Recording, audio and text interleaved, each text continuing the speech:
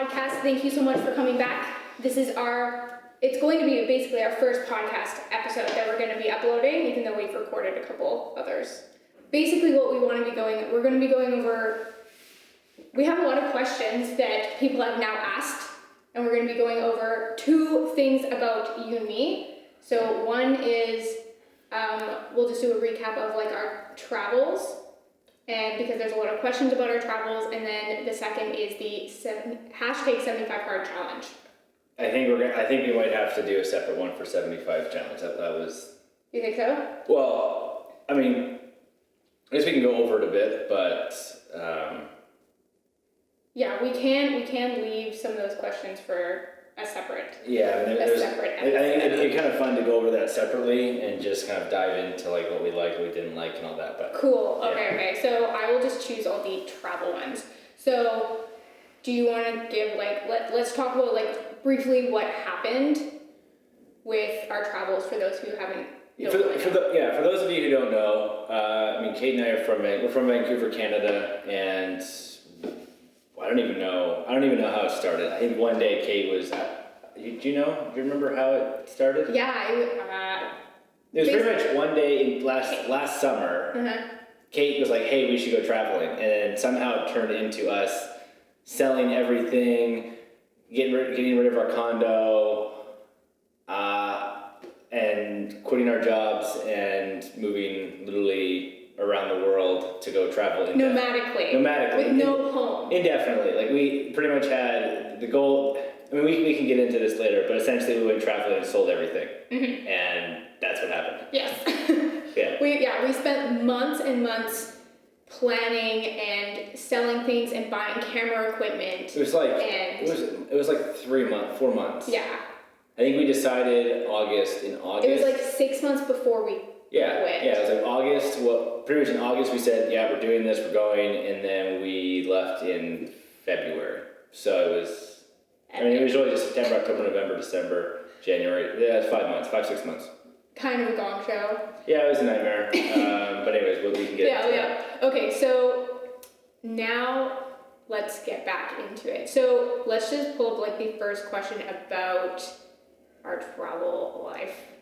Okay, so let's talk about this one. So what little things did you cut back on that made the biggest difference in saving money in order to go? Period, or just in relations to traveling? Probably both. Just saving money in general. Because we saved money prior to even deciding to go on and travel, and we were able to go and travel because we had saved. Yeah, we have a super strict budget.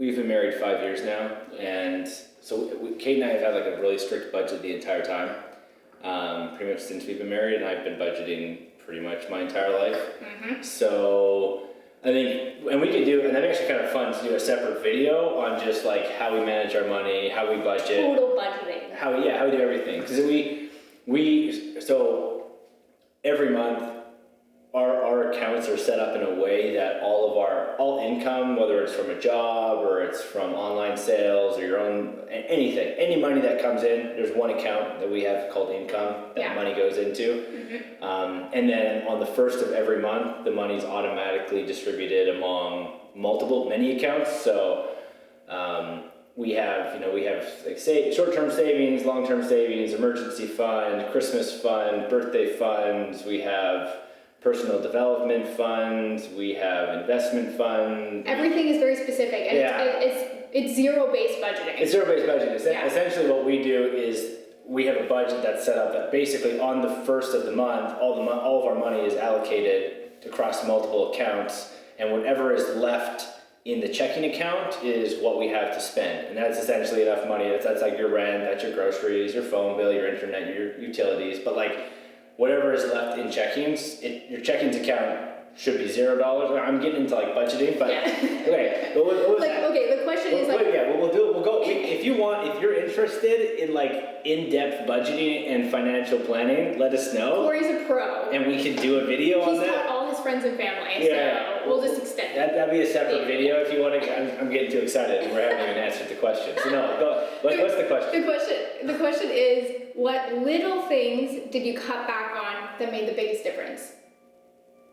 The smallest things that we cut back. Small purchases that we just didn't make. Okay, so we don't have cable. We've never had cable. Yeah. So we have no cable. We don't have Netflix. I mean, we have like Spotify. I think we did have Netflix up until we left, I think, and then we cut it off. Yeah, we had Netflix and we got rid of it. I mean, what little things, honestly, like it's all the little things that drain your money, and it goes back to like having a budget. If you have a budget, you'll cut everything out. Like, to give you an example of us being in Vancouver, and we can go over this in another video, but like we don't spend a lot of money.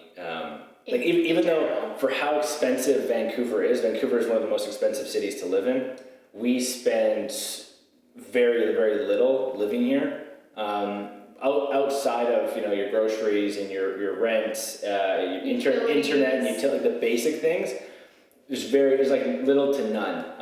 When Kate and I got married, we started doing allowances, and as ridiculous as this is, like we literally each had I think we started with like $50 allowances when we first got married. Yeah, I started with $50 allowances, and it worked its way. I think by the time we left, it was around like $250 each per month.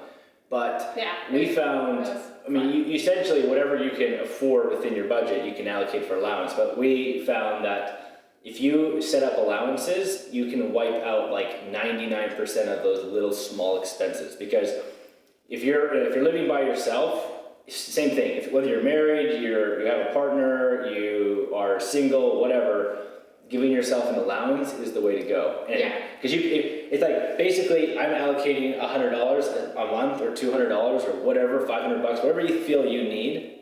That is all you have. So if that's not enough, if you want to buy a new phone, you need to save your allowance up over, I don't know, months, 3 months, 6 months to buy that new phone. So that was the biggest thing for us, is when we had that allowance, literally outside of like our basic living, if you needed something, whether it was clothes, new phone, you wanted to upgrade your phone plan, you wanted to do anything outside of the basic budget, then you would use your allowance for that. Yeah, for example, I love shopping and I love buying things, but as soon as we like actually set up a budget, I knew if I wanted something, if I wanted like a pair of boots, or if I wanted to go tanning or like buy makeup or anything, it's coming out of my allowance. So I have to be very specific, and that's why I started buying my makeup from overseas, because I would save a lot of money doing that. And so, it's ridiculous. I mean, it's not ridiculous. It's super smart, because you will save by implementing an allowance. You can tell yourself every month, this is how much money I am spending on allowance, and even things is like Netflix. Like I don't need Netflix. I don't watch Netflix. We don't really watch a lot of videos. We don't even so we stopped Netflix as soon as we left. But then as soon as we came back, we still don't have Netflix. Yeah, we don't have Netflix. But it's more like, if you want Netflix, then that needs to come out of, it's $10, $12 a month. It's like that. That would come out of your allowance. So really, the biggest thing I can say with cutting down on small expenses is creating an allowance, which is a set amount of money that your partner, your spouse have. Each. Make sure it's each. Make sure it's not like a combined money every month. It's like you each have this. That's frustrating. Because for me, I never spent anything. So I just saved up my allowance for like years. Yeah. And I never spent it. Whereas Kate would spend hers on whatever she wanted to do. Yeah, that's right. I'm a girl. I like girly things. Yeah, you would do tanning and things like that. So that honestly is the biggest thing. Create an allowance and stick to it. And if you don't have the money, you don't buy it. Yeah, and this also works if you have like a super teeny tiny part-time job. Like no matter what kind of income you have, you should have this set up. And if like I said, comment below if you want us to do an in-depth video on like finances and budgeting, because I don't care. It really doesn't matter if you're working at McDonald's or you're clearing $250,000 a year. You're gonna have a lot more money if you have a proper budget in place. Amen. Cool. Okay, I think we covered that one. That's probably way. Anyways, yeah. But yeah, so then let's see. Okay, so Sarah's asking, what was your hardest day on your trip? Every single day. Every day. What was the hardest day? every day was a nightmare. I mean, let's not say it was a nightmare. Every day it's super tough. It was very hard. So like to give some context, we first went to Taiwan. So our first trip was Taiwan for 2 weeks. So we were there for 14 days and we went hard. So every single day we were out trying to do photo shoots, or like we had like a very big plan of like what we wanted to do the first month, second month, third month. Well, I think you have to also get into like what we wanted to do. Like we were not going away to go on vacation. Yeah. Like, we're not. It wasn't a vacation, unfortunately. We go on vacations every year, but this was something we wanted to do. We're like, okay, this is going to be like, this is our job. Like, we want to do this as a career and try this out. So like, even on the first day when we left, it was super uncomfortable because it's totally unknown. I've just sold everything. I've quit my job. Our identities are all I own is literally what's on my backpack. So from day one, I was already feeling extremely uncomfortable. And then when we went over, I mean, we just went like way overkill. We like had crazy plans, like everything was dialed in around like what we were gonna do. 5 a.m. every single day. Well, like how much content we wanted to put out, like everything. It was just way over planned. Like that's one thing that I do. I just over plan. We had too much time before we actually left to plan. Yeah, and then which turned out, I don't know if that's a bad thing or not. We burned out super fast. Yeah. Like day one in Taiwan, we were up at like every morning, 5 a.m. trying to get to the location we wanted to get to. For sunrise. For sunrise, well, and to shoot, and so there's no crowds. Yeah, crowds. Like if you go, and heat, right? If you go to these places, you have to get there super early. You can't go to any of these locations at 9 a.m. Mm-hmm. You can't show up. You can't even go there at 8 a.m. You have to get there at like 5 in the morning when the sun is just coming up, and you got like a nice 2-hour window where either no one is there or very few people are there to actually get the content, get the photos you want, and then you're back home by like 9-10 o'clock in the morning, and then you can start editing and doing what you need to do. I personally think we went from like 0 to 100 within like 1 day, and within 3 months we were just so burnt out that it wasn't fun. Yeah, well, it was the accumulation of like not having a home, and I think we'll get into that. Mm-hmm. But like, for example, Elephant Mountain. Like when we were in Taiwan and we went up to Elephant Mountain, it ended up being so cold and rainy and too many crowds. Like we got up at 5, we got there and we were trying to shoot, and ended up there was too many people to actually take photos. Yeah, I mean, going back, like the hardest day, I don't honestly know what the hardest day would be, because there were challenges every day, like continuously, and I mean, I don't care, like whatever you're doing, like there's just challenge. Everything's challenging. Like solving whether your goal is to, I want to start my own business, or I want to quit my job and travel the world, or I want to get a high-paying job. Like I don't care what your goal is and what you want to do. The moment you hit it and you get that, it just creates new problems. Like solving problems creates problems. So if you think that like quitting your job and like by no means we were trying to like quit our job and just like travel and have fun. Like we just were like, hey, we want to do this as a business, but we didn't realize, I think it was because it was such a huge shift, like literally within like 24 hours, whole life is as upside down. Yeah. We got hit with so much so fast, and it was a crazy learning experience, and we were like, go. But I think when we sat there and we looked at long term, do we want to be doing this? That's where it kind of was like, not really. But honestly, every single day was a struggle. Whether it was accommodation, it was having to book our next flights, find out what content we were going to be recording, visas, food, everything that you take for granted in having a home and having that base. Everything you take for granted now becomes a chore when you're traveling, because waking up and having a quick breakfast now is a half an hour ordeal. Like doing your laundry is something that takes no time. Now it takes half a day. Yeah. So that was challenging. Yeah, and we also came from like a very optimized living space where we went grocery shopping once a month and turned that into like daily outings to go get food all the time. Yeah. Which made things more difficult. Yeah, definitely. The next best question is, what did you actually do to occupy yourselves day to day? What did we do to occupy ourselves day to day? What did? Yeah. What did you do? Interesting. Yeah. That's good. There's some good questions in there. Yeah. What did we do to occupy ourselves day to day? A ridiculous amount. Like I literally, we were up at there were some mornings we got up at like friggin' like 3 a.m, and I think on a regular basis, like we were in Taiwan in this little. Oh my gosh, talking about this brings like so many memories. But no, like what was the question? What did we do to occupy ourselves every day? It was like wake up at 4 a.m. and get on our little scooter, head out the door, get to the location for 5 a.m, 5:30 a.m, depending on how far the drive was. Mm-hmm.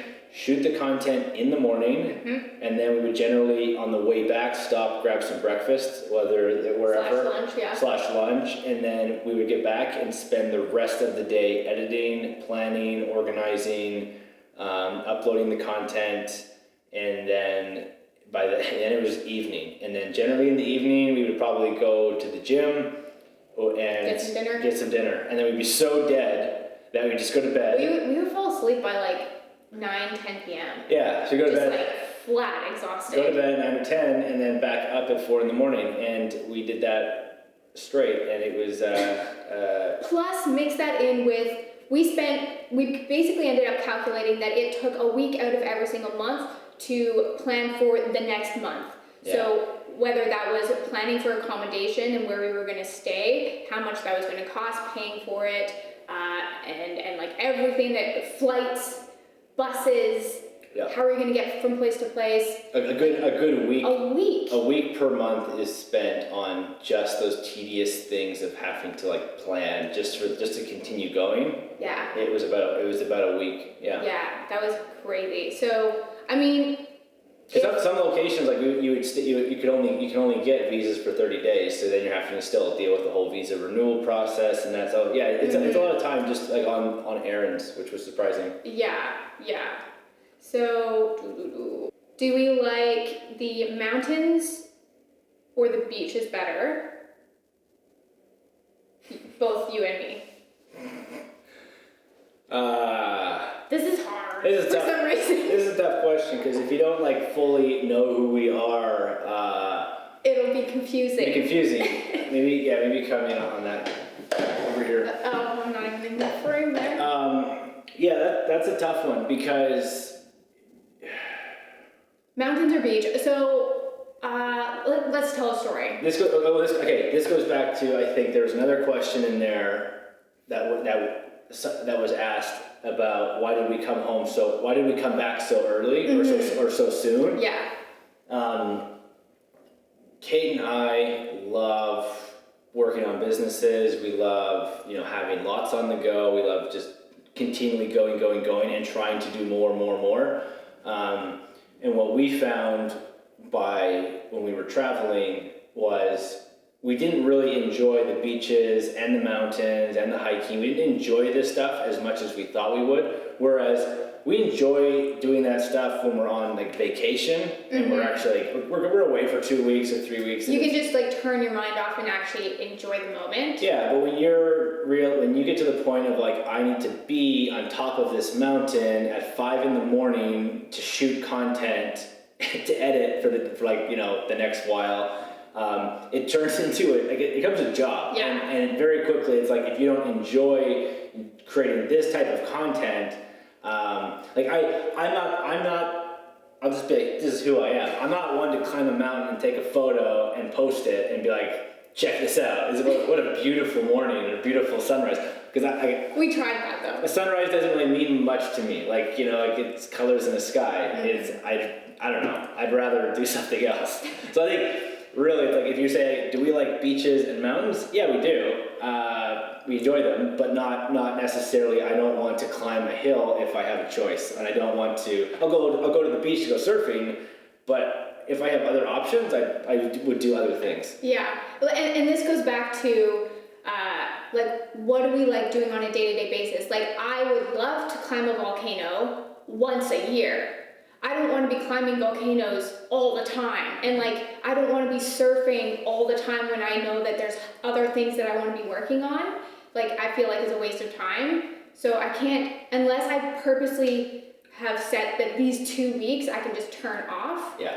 I always have a guilty feeling that I should be doing something else. Because I want to be doing something else. Like, it goes from taking those things that are more of a vacation kind of lifestyle and then making it 24/7 for months on end. Yeah, definitely. Right? Definitely. But yeah, I love surfing. We love those things, so. Yeah. We do. Listening? What? No, surfing. Oh, surfing. We enjoy surfing. We enjoy the beaches. Like I love sea doing. Loves jet skiing. Jet skis. Super fun. But yeah, as far as like all the time, not really. Yeah. We're not those beach bums, unfortunately. And that goes back. As another point is there are a lot of people that we talk to who love that lifestyle. They just want to like do a little bit of work in the morning, maybe like spend like 1-2 hours of working, and then just chill at the beach all day. I'd rather flip that and spend no time at the beach and all time working. So that was it. And this is what was so confusing, because for me, this was a dream come true, right? Like, I had always wanted, because everyone sees those crazy photos on Instagram and like all those crazy videos on YouTube of like these travel kind of lifestyles. Well, we can talk about this later, but this can go back into the whole when we near the end when we started pivoting and working with resorts and like travel companies. Mm-hmm. That totally changed our mindset. We can get into that later. Right. Yeah. Good point. Okay. Which country in Asia was your favorite? Bali. Yeah, we loved Bali. Or Thailand. I actually still think I like Thailand more. Yeah. I don't know. Like between Bali and Thailand, those are two really good spots. Both of them are amazing. I loved Bali because you don't have to move around that much. Like, everything's basically within an hour and a half-ish of each other, all the main things. So that I really, really liked. Thai food is my favorite, though. Thailand has the best and food. they're the kindest people. Like, yeah. People in Bali are super nice. That's true. They're nice. There's just a vibe in certain parts of Thailand. There's just a nice a vibe that is it's very nice, very soothing, calming. The food is amazing. I like that it's spread out and it's so diverse. Like you go from one area to another, and it's very different in Thailand. But like I said, Bali, being able to just get there, and you can pretty much be anywhere within an hour and a half, 2 hours. So that part of Bali is super nice, and the beaches. You have everything you need in Bali. I mean, those are definitely top two. Yeah. Philippines is nice, but Philippines is so spread out. That's just a hard part about the Philippines, is that you're constantly traveling boat, and it's not like you can just drive. You're having to take boats or fly everywhere. Yeah, and you have to time it right. Like the season of the year that you go in will drastically change your experience. Because for us, we went at the wrong time of year where it was like 40 degrees Celsius all the time, and we died. Yeah, and like Bali and Thailand, you're gonna have consistent cell service, Wi-Fi. It's just like anywhere else. But when you go to the Philippines, you're gonna be super limited on reception and Wi-Fi. So if you need those things, it can be tough. But yeah, but if you don't, which is why people actually go there to like completely shut off. No, you can't beat it. Yeah. And you love beaches, totally. You just go to the right places. Yeah.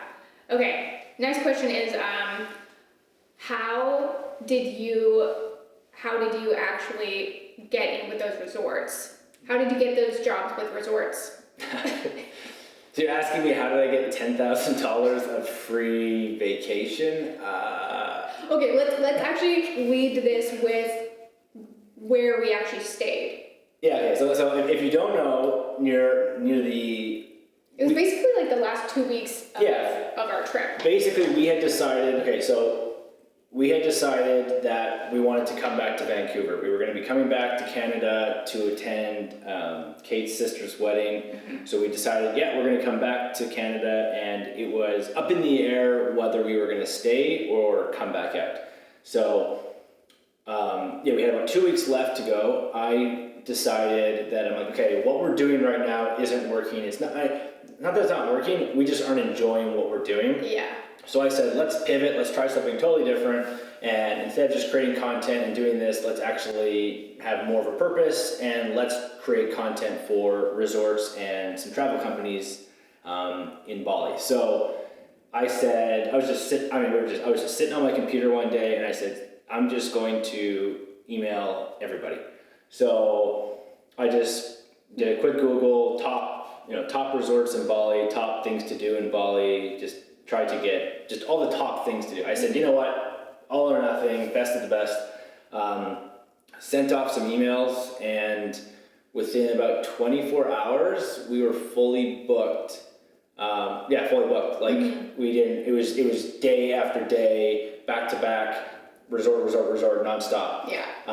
That was super surprising. I actually was like, I'm just gonna do this. This isn't gonna happen. Because keep in mind, I emailed them. We had no. I shouldn't be saying this on YouTube. What? We shouldn't be saying this in public. Oh. No, full context. Because this is it'll help you relate. I'm emailing all these companies and these brands, and we have no Instagram. Like, we had an Instagram with some photos on them. Our photos were... It's basically our friends and family that are on there. Yeah, friends and family. It's very limited. We had a couple hundred people on the Instagram. The photos were not really that great. We also, at that point, hadn't posted in probably a week. We had no website. You're lost and confused. Yeah, no website. Like, we were just super in a weird, wishy-washy spot where we're trying to figure, what the next move is. Yeah. So I literally threw up a website on Shopify in about, an hour. I just got a website, bought a domain, threw it up there. And put all of this stuff that we had done. Added some photos and said, we've, these are some, and we had, we'd taken some photos for a bathing suit company. We had done a photo shoot for a gym. We'd done a few things. Yeah. But, the photo shoot for the gym, I literally just emailed the gym and said, hey, can I come take photos? And we took some photos, and did it for free. Yeah. Put it on the website. So we had a very, very small portfolio, which I would say was just, now looking back on it, looked awful. But it was basic, but no fluff. It had no links to social media. I didn't talk about, I did not say we're influencers. I didn't say we have a social media. I didn't tell no mentions of nothing. All I mentioned was how can we provide value to your brand, your company. We're photographers. We do videos, and we want to come and just create content for your brand. That was pretty much it. And then I prefaced it with, in exchange, if you would like us to spend a day or two at the resort, the whole thing was, we'll come there, it's going to take us 8 hours to shoot, and if you would like us to stay overnight for a night or two, let us know, and we get evening and morning content, and we can shoot some early morning and late night content. But my idea was, let's do this so we can just first off, it would be a fun experience, and then we can create some cool content for our Instagram and for our social media. Every single person offered to have us stay. They offered meals. They offered everything, everything for free. So that was kind of a bit of a blow. I was it was amazing. Very surprised. And then pretty much the next day we got on our scooter and started going, and it was absolutely nonstop. Yeah. It was nonstop. We went from resort to resort. And we would be up, we would arrive there first thing in the morning, check in at 9. We would be up till 1 or so in the morning. And then we would be getting up at 4:30 a.m. to just start shooting. And it was a wild ride. It's crazy. It was so fun. We would be there at a resort. Let's say we went to a resort and we were only there for 24 hours. We would shoot 3,000 photos in 24 hours. or more. Yeah, it was absurd, the content that we were able to get out of just spending one day or a day and a half at these places. It was really, really cool. Yeah, I mean, what was the question again? It's like, how did we actually how did we land those? Oh, okay. The short answer is I Googled the top resorts. I got a list of resorts. I created an email and I emailed everybody. Yeah, like the whole way that we got this is by switching the value proposition. Mm-hmm. So like we even sat down with some of these resort owners who were kind of blown away at our approach, and they were basically saying that no one had approached it that way before, because usually like one guy gave an example of like, I'm an influencer, I have 50,000 followers, and I want to stay at your place for a week for free, and I'll give you one post on social media. Yeah. Right? And that's what that's what they're used to getting hit up with. So when we come in saying, hey, we don't even have to stay at this place, we just want to create a ton of content for you, it's not necessarily about our engagement or anything, it's more so a lot more content.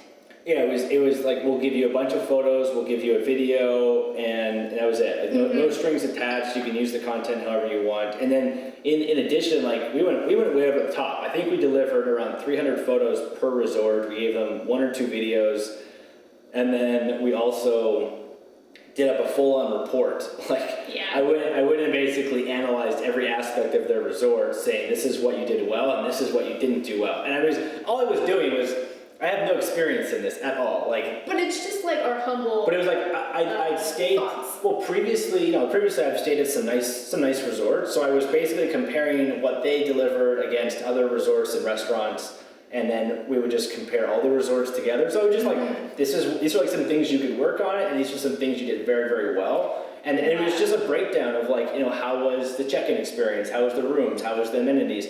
And we just kind of gave them a breakdown. So in the end, we tried to really, really over-deliver, and then so that way everybody else, we also asked for feedback and a review from them. So if you really look at it, it's actually quite viable, because you're providing as much value as you possibly can for these brands, for these resorts, with no expectation of anything in return.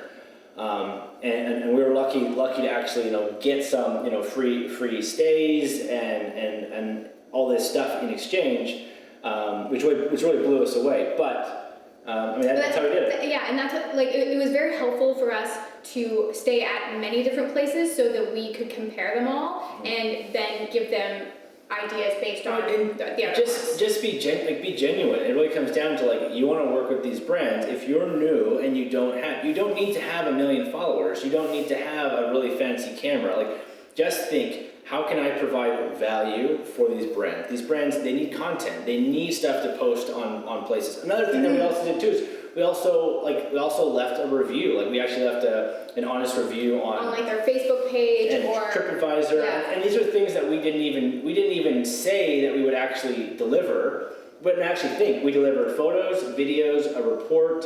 We gave them some reviews, and we also wrote articles on our blogs about our stay there. And they were obviously very blown away, because we had said that we were going to deliver a lot, but then we over-delivered on top of that. Yeah. Which So really, yeah, it's being genuine and really just thinking like, yeah, if you're gonna give me this experience, what can I do in exchange? And honestly, even though we barely slept for that entire period, it was some of the most fun we've ever had. So much fun. Mm-hmm. So much fun that I regret that we're not doing that a little bit. No, I wouldn't say that. But it's a lot of work. It's a lot of work. Yeah, and I mean, this is going way over, but also talking about when we left, we literally came back from the last resort. What? Is that too much info? Well, no, like we came back from like the last resort on a Sunday, and we were flying out Monday night? Yeah. No, Monday morning. Or Monday night. Monday night, yeah. So yeah, no, sorry. We arrived back Sunday night, and we were flying out the next day, Monday morning. Yeah. And we were sitting there, we're like, holy cow, this was so much fun, we loved doing this. And we were sitting there debating, do we even go back? It's like, things are picking up so much right now. We had other resorts that wanted to work with us. So we said like, no, like, we gotta go back. We need to get back for the wedding. But we were really set on we're gonna come back and then we're gonna head out. And yeah. So even let's talk about why we decided to actually stay. Because I think stay in Vancouver. Yeah, because in our head we really enjoyed doing that. But then the big question was, where do we see ourselves 5 years from now, and does this get us there? Mm-hmm. Like, as much fun and how cool it is this actually getting us where we want to be? Yeah, and it is, yeah, so looking at, like, why did we end up staying when we were having so much fun and things were going so well, that it really came down to, looking at, like, when we came back to Canada, we said, do we want to do this for 5 years, 10 years? And after, like, thinking about it, the answer just came back to, like, no, we don't. We want to do something, we want to do other things, we're not, while we love creating content and love like helping businesses improve their processes and giving them feedback, really love that. It was like, do I want to be doing this long term? And really it was the travel. It was not what we were doing that was so much fun and we love it. Yeah. It came down to living out of a suitcase and continually having to deal with visas and constantly being on the road. Yeah. That's what was just so draining. And every time we thought about what we were actually doing, we're like, this is amazing. But then when you would think about, I'm spending at least a week booking flights and all of this, like all these things, that was really what it came down to. And when we were looking at the countries, now we were pivoting to like, oh, what countries would we want to do this in? It also kind of limited some of the areas, but I don't know, like this is completely up to like you as an individual around. You will never know what you like to do until you do it. Yeah. So we would have never known that we don't like traveling nonstop, full time, if we hadn't gone and done it. So anyone who ever says, oh, I would love to just travel full time, I want to be a digital nomad, or I want to start a business online and just like work off my laptop, good. And if you feel that you need to do that, you definitely need to give that a go, because you do not want to sit there the rest of your life wondering, if only I had tried that, if only I had quit my job and done that, because you just won't know. That was the biggest thing, because like for me, as a human, it was a massive dream for me to be able to say, I'm in control of my life so much that I can quit my job. I can save up a lot of money and I can go travel and I can do those things that I've always dreamt of that I told myself are so impossible. So now, knowing that we've gone and done that and we've come back, I will never feel regret. Yeah, and when you come back or you move on to the next thing, like you're just so much more focused on like, this is what I like to do, this is what I like. And to give you more, like, to give additional context, maybe this is a question. If like how long because you hear all types of stories, money, like how much money do you need to do this? And I've heard all types of stories. I've heard of stories of guys who save up money for a year and they go away and the plan is, I'm gonna find a way to make money within the next year. Great, go ahead and do that. I've heard of guys who go away and they have enough money literally for like 1 month and they just wanna work in hostels and do whatever they can to figure things out. Yeah. We went away with the idea that we had enough to live on for 3 years, and if we really wanted to, we could live for, I think it was like up to 7 years or something. Mm-hmm. It was like, that was one of the questions was like, how much did your trip actually cost? But like, it's so relative to how you want to be living. Like we spent. Well, no, okay, so it's super subjective to be like, how much did your trip cost? Yeah. Because if you were to ask me, okay, how much did we spend on a month-to-month basis? It was like $1,750 Canadian dollars. So we would spend between $1,700 up to like max probably $2,200 per month is what Canadian dollars, which is what we spent when we were away. When we pivoted and started working with brands and hotels and resorts, we spent less. Zero. Basically, within a week, I think if I was to like, I budgeted one of the weeks and we had spent maybe $50. Just on like random food. Just fuel, like gas. Oh, and gas. It was gas and like some snacks here and there. So it depends on how you want to do, because you can go to these countries like Thailand and Bali and you can easily live on $1,000 a month. Yeah. We wanted to do it a bit more comfortably, but people would even say that $2,000 a month is low. But it's totally up to you, because if it's you by yourself, you can do this for dirt cheap. Yeah. And then if you start working with brands and creating content and you have your accommodation and food paid for, you're paying nothing. Yeah. So we like to plan things, so we definitely had a long-term plan. Financials were set up in the way that we initially budgeted so extreme. Yeah. Like our budget per month was like $4,000 a month. Yeah.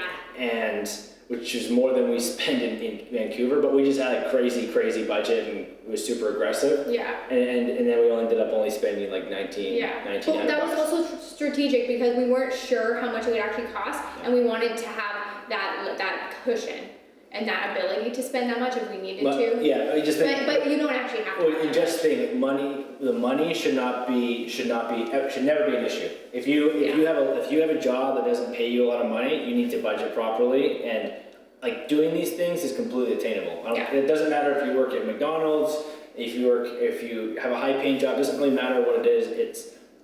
This is totally doable for anybody. Yeah, and this comes down to your spending habits and how you're budgeting.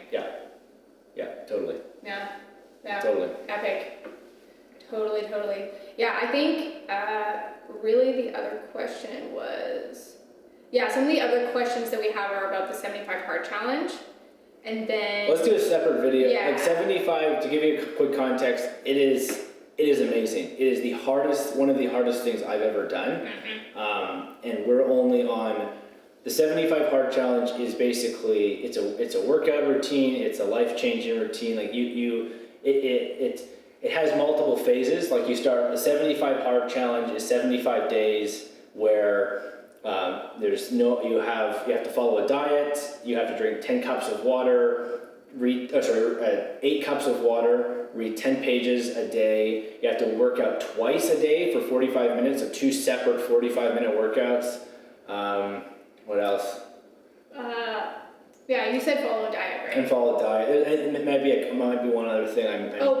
Progress pictures. Oh yeah. You're supposed to be taking progress pictures every day. And progress photos. So that's the 75 hard challenge, which is really tough because like going and working out twice a day for 45 minutes, that's tough. I think that's honestly the hardest part. That's hard. No, yeah. But even like drinking water, like 8 cups of water is so much water that if you have to like make sure you're drinking like for me, I try to drink 2 cups 4 times a day. But if you miss one, then it's like, holy cow, I gotta drink 4 cups now. Yeah. And then reading 10 pages, like just cutting out that time in your day to sit down and read. And keep in mind, that's really hard too. This is also, it's 7 days a week for 75 days. You don't have weekends off, and I think that was the biggest thing for us because we were used to working out every day, 5 days a week. Yeah. Not on the weekends.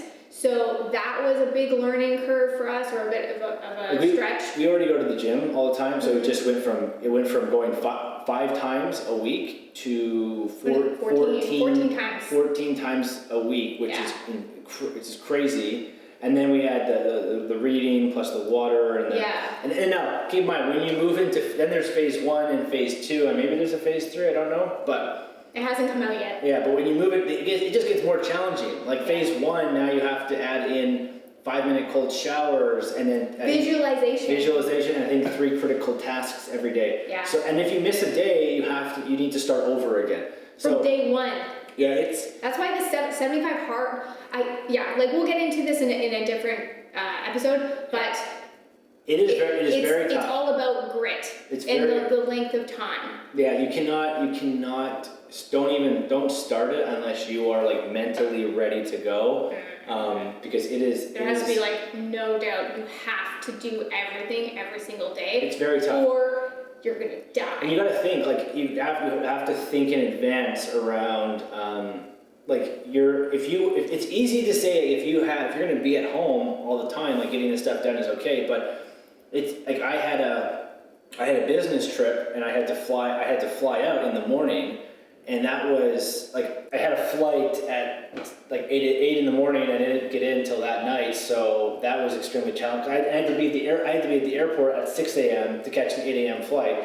So none of the gyms were open. So I had to go work out. I had to get up way early, go work out, and then get to the airport for 6 a.m. to catch my 8 a.m. flight. Then when I arrived that night, I didn't arrive to the hotel until like way late, probably like 8 p.m. or so.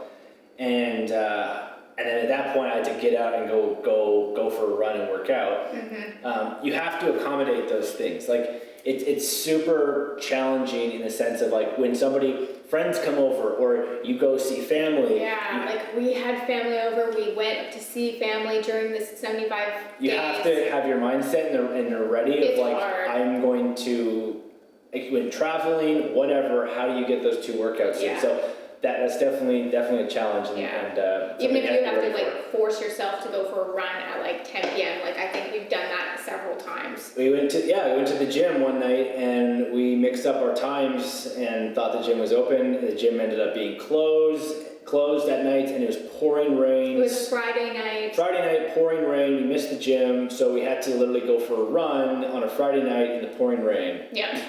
But it's like I went to the gym too late. That was our fault. Yeah. But we did it. I think the coolest thing about the 75 Hard Challenge is it is so hard that when you finish it, everything is easy.